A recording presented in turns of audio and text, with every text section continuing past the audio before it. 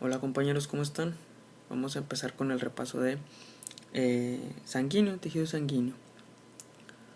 Ok, primero vamos a aquí en esta diapositiva muestra lo que es los componentes, o el componente más bien de lo que es la sangre. Primero pues ya sabemos, para extraer la sangre eso se va a dar lo que es en un tubo de ensayo cubierto o con anticoagulante. Esto es para evitar, pues obviamente, válgame la redundancia, que la sangre se coagule. Por lo general el anticoagulante utilizado es LDTA, es un quelante de calcio. Entonces, como ya sabemos, el calcio es muy necesario también para lo que es la coagulación. Entonces quitas ese sustrato, quitas el calcio e imposibilitas que funcionen o que se agreguen los factores de coagulación, que se agreguen las plaquetas, etcétera. Entonces, ya teniendo la muestra, se centrifuga y lo que obtienes es una capa de eritrocitos, que es esto conocido como el hematocrito, es decir, la densidad de la sangre, es lo que da la densidad de la sangre. Por lo general debe estar en 45% de la sangre total. Cuando es menor, te habla de una posible anemia, es decir, un menor volumen de eritrocitos, pues ya te habla o te menciona de una probable anemia. Y ya el componente líquido propiamente, pues viene siendo todo el plasma, que es el resto. Y entre este plasma se encuentra una cubierta tromboleucocítica, que está formada por leucocitos, plaquetas, que esto equivale a un muy pequeño porcentaje. Bueno, esto es importante que lo sepan. Entre los elementos sanguíneos, elementos pues formes, elementos celulares de la sangre, pues se encuentran, como ya vemos, los más abundantes pues serían los eritrocitos. Entre los leucocitos tenemos, podemos dividirlos en dos, como unos leucocitos agranulares y granulares. Y ya por último tenemos los fragmentos celulares, que son pequeños fragmentos de citoplasma de los megacariocitos, que son conocidos como trombocitos o plaquetas. Es importante en el sentido de la cantidad que se encuentra. Para eso hay una mnemotecnia para los leucocitos en el porcentaje de mayor a menor, que es una mnemotecnia chida y una mnemotecnia bonita. La mnemotecnia bonita pues consiste o consta de, que no se va a alcanzar a ver, pero a ver, ahí está. Entonces la bonita sería: Nuevo León, Monterrey es bonito. Nuevo equivale a neutrófilos, que es un porcentaje del 70% aproximadamente. León, que equivale a linfocitos. Los linfocitos tienen un porcentaje de 20% más o menos. Monterrey equivaldría a monocitos, que esto es un porcentaje de 8 a 5%. Los eosinófilos es un 5% o menos. Bonito, que equivale a los basófilos, que eso es menor a 1%. Esa es la mnemotecnia bonita. La mnemotecnia chida sería: no lo mates, estúpido bastardo. Cualquiera de las mnemotecnias que gusten utilizar sería de muy útil, o sería de muy valiosa ayuda. ¿Por qué? Porque nos va a ayudar a identificar el porcentaje, nos va a ayudar a identificar qué es lo que estaría anormal o qué podría estar sucediendo si nos encontramos con un mayor porcentaje, no sé, de monocitos, de linfocitos, de basófilos, etcétera. Que ahorita vamos a ir explicando en qué patologías podrían estar alteradas. Bueno, esta es la composición del plasma, que no es necesario bueno, más bien que sí sepan nada más en qué consiste, que la mayoría es agua. Después vendrían siendo las proteínas, que es lo que le dan la presión osmótica a la sangre, como lo es la albúmina, globulinas, fibrinógenos. Son proteínas, pues, como ya lo mencioné, dan la presión cloidosmótica, sirven para proteínas transportadoras, etcétera. Y obviamente los iones o electrolitos, ¿verdad? Bueno, vamos a empezar con cómo es que nosotros podemos ver un frotis sanguíneo. Bueno, muy fácil. Primero pues se extrae la sangre. Al extraer la sangre la pones en un portaobjetos. Con un portaobjetos, en el portaobjetos pones la gotita, por lo general en un ponen la gota en un extremo, como en esta, aquí, en un extremo del portaobjetos, y después la vas a extender. Extiendes la gotita. Extiendes la gota y después ya agregas una tinción, como es la de James Wright, para teñir, para resaltar o remarcar tanto los eritrocitos como los leucocitos. Los criterios de desempeño. Bueno, vamos a empezar con los eritrocitos. Los eritrocitos pues son de una forma bicóncava, en la cual tiene un ancho de 7 a 8 micras aproximadamente, una longitud, de 7 a 8 micras.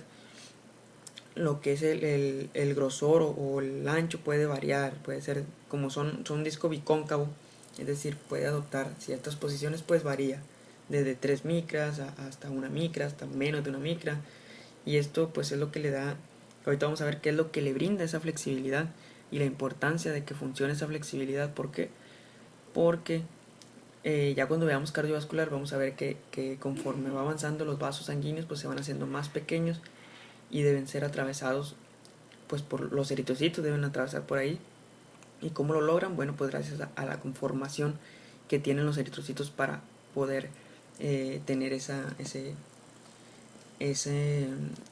variación en su forma, en su tamaño. Miren, por ejemplo aquí, en la cual veríamos una vénula en la cual está rodeada o pasada formada interiormente por los eritrocitos, con las células endoteliales, con los adipocitos y estos capilares que, como ven, son más pequeños. ¿Sí ven? Entonces esos más pequeños pueden medir hasta 5 micras de diámetro y tienen que ser atravesados por los eritrocitos. ¿Y cómo lo logran? Pues haciendo o adquiriendo esta forma, esta conformación. ¿Y cómo lo logran? Bueno, tienen una conformación un tanto compleja, en el sentido de que tienen o consta de proteínas transmembranales y proteínas periféricas, o proteínas integrales, o sea, proteínas integrales o transmembranales y proteínas periféricas. Entre las proteínas transmembranales más importantes está la glucoforina C, que vendría siendo esta, la glucoforina C, y la proteína de banda 3. Entonces cada una tiene cierta función. Por ejemplo, en la glucoforina C es donde se le unen los antígenos del grupo sanguíneo. Entonces esta puede ser una pregunta de examen. ¿A qué proteínas se unen los carbohidratos que le dan el tipo sanguíneo a los ciertos individuos, o donde se le unen los antígenos? Vaya. Entonces es la glucoforina C. La glucoforina C pues es la importancia de la glucoforina C. Esto de forma extracelular, o sea, por fuera. A la dímero, ya por dentro interacciona, tiene otra interacción con ciertas proteínas que le brindan soporte al eritrocito, que es el que forma todo un complejo, que es el complejo de banda 4.1. Este complejo de banda 4.1 pues se une tanto la actina, tropomodulina, la proteína de banda 4.1, etc. Entonces todo ese conjunto se une en el interior del eritrocito a la glucoforina C. Entonces ya dijimos, la glucoforina C por fuera o extracelular se le unen los antígenos, los carbohidratos que le brindan o que le dan el tipo sanguíneo, y por dentro forman el complejo de proteínas 4.1. El dímero o la proteína de banda 3 forma un complejo. Esto es más importante en el interior o intracelular del eritrocito, porque forma el complejo proteico de anquirina. Este complejo proteico de anquirina se le va a unir, pues obviamente, como su nombre dice, la anquirina, la proteína de banda 4.2, y esto a su vez se le une estas pues por así decirlo, proteínas, estas llamadas espectrina. La espectrina, imaginemos que es una red de alambre, que le va a dar, literalmente va a ser el esqueleto del eritrocito, pero imaginemos que es un esqueleto muy muy flexible, que se pueda, por ejemplo, si se llega a aplanar el eritrocito, pues este esqueleto da ese soporte para que se deforme el eritrocito, pero no se destruya. Imaginemos que es una piñata. Todos sabemos que la piñata está soportada interiormente por alambre. No sé si, bueno, cuando iban a las piñatas, ¿verdad? Que las rompían o las quebraban. Pues que está formado interiormente, pues es el alambre. El alambre es el que le da ese soporte o esa forma a la piñata. Incluso primero hacen el molde de alambre y después empiezan a pegar el periódico con engrudo y así para darle la forma. Pero para darle como que la estructura. Pero el alambre es el que le da la forma que va a llevar la piñata. Entonces es prácticamente lo mismo. Nada más que aquí este alambre pues es muy flexible y resistente, obviamente. Entonces, ¿qué pasa cuando hay alguna alteración en cualquier complejo de este? Por ejemplo, en el complejo proteico de anquirina. Cuando este complejo proteico de anquirina, ya sea la proteína de banda 4.2, anquirina o incluso la espectrina, están alteradas, ya sea una alteración genética que no logre conformarse o formarse bien, ¿qué pasa con el eritrocito? Bueno, se hace frágil. ¿Frágil en qué sentido? Cuando se altera este complejo, se le conoce al eritrocito como esferocitosis. Es una esferocitosis hereditaria. Entonces, ¿qué pasa con el eritrocito? Que queda, como su nombre le dice, en forma de esfera. Queda muy redondita. Y que pues no es malo, ok. No es malo, vaya, porque puedes seguir atravesando vasos, vénulas, arterias, etcétera. Pero ¿qué pasa cuando llega a los capilares o a los vasos más pequeños? Pues probablemente pase, ok, sí pueda pasar, pero va a generar mucha fricción, o sea, mucho roce. ¿Y qué va a generar en este roce? Pues que se dañe ya la membrana. Entonces, al dañarse la membrana, los macrófagos del vaso detectan estas anomalías en la membrana. Por lo general, dejan o exponen ciertas moléculas del eritrocito de azúcares que el macrófago las detecta como que ya está envejecido. Entonces, estos eritrocitos, si no se destruyen en los capilares, se van a destruir en el vaso o por los macrófagos. ¿Por qué? Como ya lo mencioné, al no tener este complejo, al estar alterado el complejo de anquirina, los eritrocitos ya adquieren esa forma, como de pokebola. O sea, redonditos, esféricos, se le llama esferocitosis.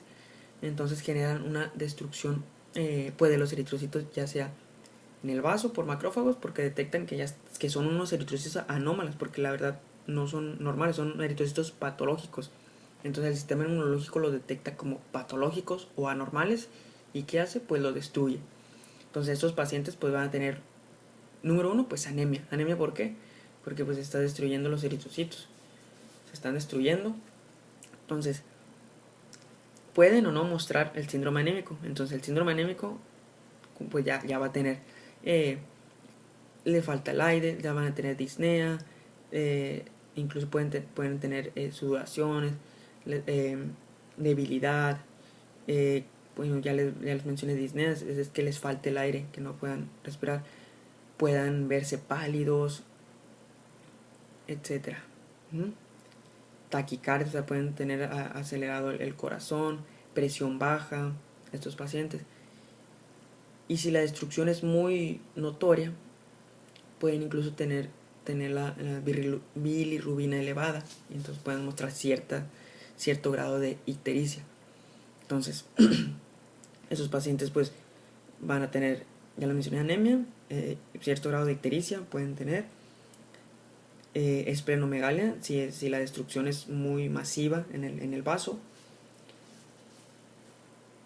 y pues ya esto sería pues grave, ¿verdad? Que no poder realizar cualquier actividad física, porque va a ser sintomatológico en el sentido por la anemia.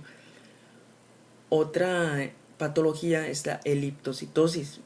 Este es por una alteración de la espectrina, de esta molécula. Entonces, ¿qué pasa con la espectrina? Que hay una alteración y se hace muy rígida. Entonces, al hacerse muy rígida, el eritrocito adquiere una forma como de elipse, una forma así alargada. Es decir, al hacerse muy rígido, el eritrocito quiere, pues, como que dice, adquirir la forma normal, la forma, vaya, de biconvexa, pero por la